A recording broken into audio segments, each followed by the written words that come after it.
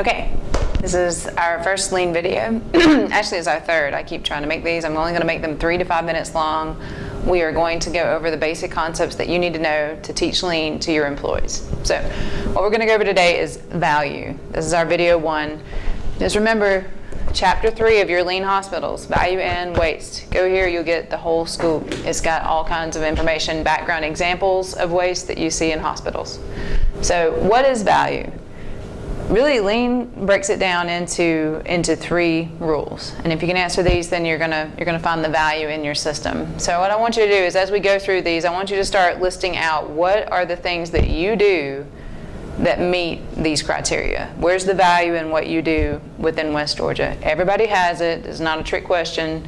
Everybody is of value. Even if you feel like you see yourself in the 8 waste. Not true. Every person at West Georgia is value added. Some of the things, everybody has stuff that they do that is not really going to meet some of these criteria. So, all right, so how do we define value? Well, number 1, the customer must be willing to pay for the activity. Plain and simple. So our customer number 1 is who? The patient. That's our number 1 customer within the hospital system. Anyone else you're serving, you may be serving doctors, you may be supplying nurses with their materials. Those are all internal customers. We still have those customers, they are the customer. But what are they willing to pay for? If you do more of it, will they pay you more? That's a good way to kind of phrase that. So think about those things. And I like to use, our walking. If I walk down 3 times to go get more supplies, is anybody willing to pay me more to do that? No, not really. Not if you could get it the first time, So we've got different ways to shift our thinking. The main thing is that we look for where we have activities that the customer is willing to pay for. Patients, what do they want? They want a diagnosis. They want medications. They want to be transformed. They want surgery, even though they probably really don't, but you know what I mean. This is the stuff that they're coming to the hospital for. That's rule number 1. Rule number 2, the activity must transform the product or service in some way. So I like to use, from an industrial background, if I have a piece of metal and I drill a hole in it, I have just transformed that metal. That is something that's of value because my customer needs that hole because, hey, that's going to be the place where I screw in the back of my cell phone. So what am I doing that's transforming? Well, how do we transform a product or service here at the hospital? Some of you may be working with information. So how are you taking some raw information, raw data, and transforming it? And it's not the same as just taking it from one format and writing it down somewhere else. It's really like, how do we take that and help it to be decision-driving data? How does it get to where we need it to be to actually transform that information? And same way we're transforming our patients. How do we transform them? They were sick, now they're well. They were at this, blood pressure, now their blood pressure's here. So we're trying to transform our patients, transform our work. So what is it that you're transforming?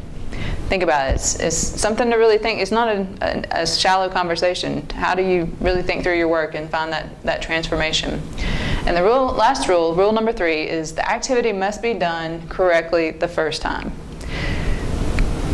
Let me just go ahead and say this. A lot of people in organizations everywhere, hospitals, companies, government, there's a lot of people who are doing rework for something that should have been right the first time. Was technically done, attempted the first time, but didn't turn out right, so we had to go back and fix it. We're having to go find information that if we could have just gotten that information right at the beginning, that would have been done right the first time. So if we're having to redo, and I know medicine reconciliation, I'm learning all these terms because I'm not hospital background, but when we do that, we're really looking at, how much rework are we doing down the line and how can we get it right the first time?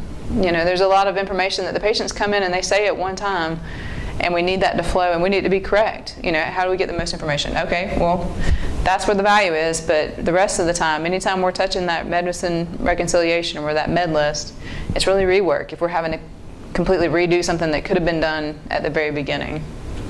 Or should have. So say no to redos. We're not trying to have any rework in our systems. And that's okay if you do a lot of that. If your whole job, in some companies we have departments that are just rework departments. You are of value. Lean is not going to have any layoffs because of lean. If they are, then I'll be the first one because my job will be done. So let me go ahead and make that promise to you. But as far as this goes, this is all about not who you are, but what are the activities you're doing. In my previous work, And this is a good way to find out. Okay, so here's your test. How do I know what's my value? Well, if someone asks you what you do at the hospital, I know it goes back to Office Space and other movies that you're like, okay, so what do you do here? Well, what's the story you tell?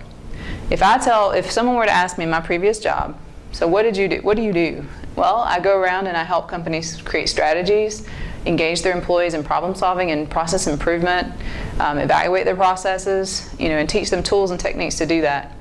That's what they're willing to pay for. That's the value. That's what I did that was of value. Now, if I told you that I spent a quarter of my time driving around in my car, going to Quick Trip and getting coffee, just so I could make it to the places I needed to go, then that, you don't want to hear about that. That's not what I'm going to tell you, because that's not of value. But is it part of what I had to do? Well, yeah, it was. But could I have worked on that to try to reduce it?